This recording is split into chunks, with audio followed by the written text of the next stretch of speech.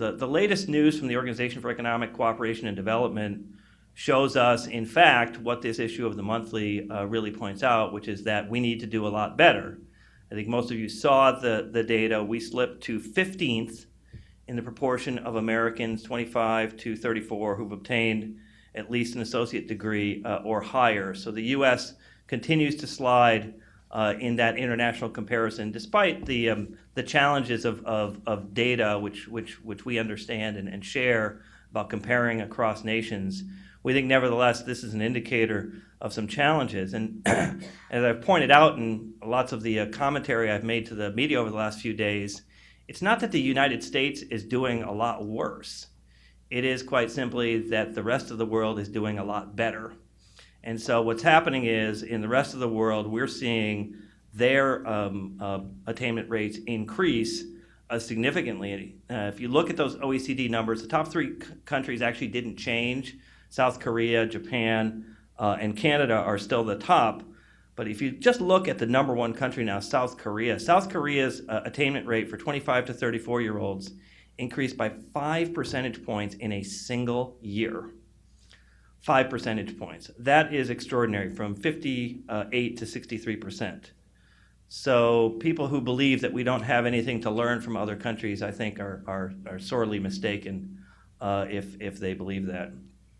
Clearly, we need to take a good hard look at what higher education is doing in this country, and as the Washington Monthly's rankings suggest, indeed, for the country.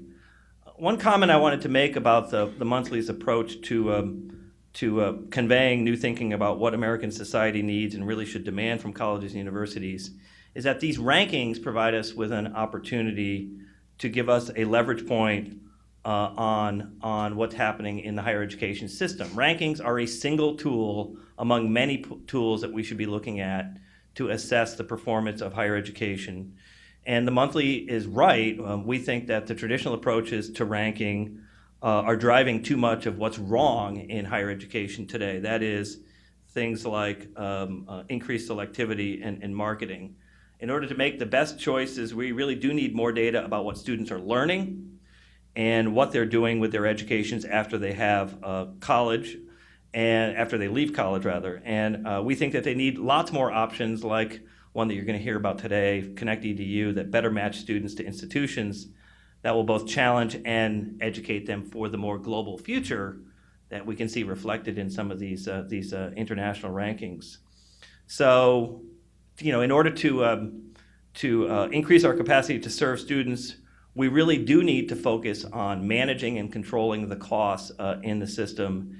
And as the current issue of the College Guide points out, one of the ways in which we've got to do that, among many, is in the area of administrative costs. We think that will certainly help, but we wouldn't stop there. We also think that we need to embrace new types of academic delivery models, which we're also going to hear about, and to look for other types of business efficiencies. Things like joint purchasing are getting a lot of headway, as are policy-based mechanisms like performance-based funding for public higher education institutions at the state level. A couple of other things in this issue of the magazine that I think are noteworthy. Susan Hedden's really insightful piece on higher education's misplaced reliance on the role of tests in essentially unfairly consigning students to non-credit remedial coursework, we think is an exceptionally well done piece. And frankly, we think it deserves more media attention than it's gotten so far. This issue of the Monthly, we think, has really sort of pulled back the curtain on that particular issue. Susan rightly calls placement in remedial courses as, quote, ground zero for college non-completion in America. This truly is an issue that we think deserves more of that scrutiny. And just finally, as one other example among the many great things in this issue, is the article by John Gravois, which looks at Western Governors University, and you're going to hear from the president of WGU shortly.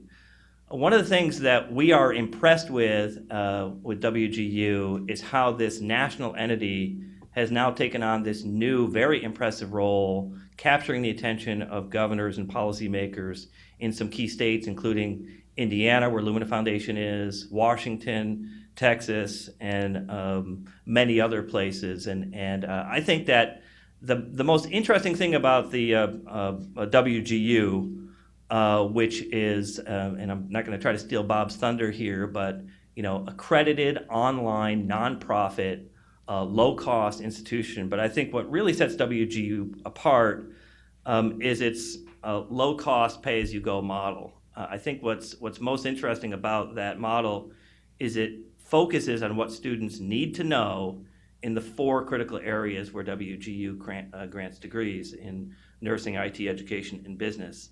This competency-based approach, we think, has a tremendous potential for higher education, again, not as a singular model for higher education, but as a new model that could get much greater scale, and that we think has a tremendous capacity to lay bare the problems of the agrarian academic calendar that we all live with, and the accumulation of credit hours that in many cases don't appear to have any direct relationship to the thing that we care most about, which is learning.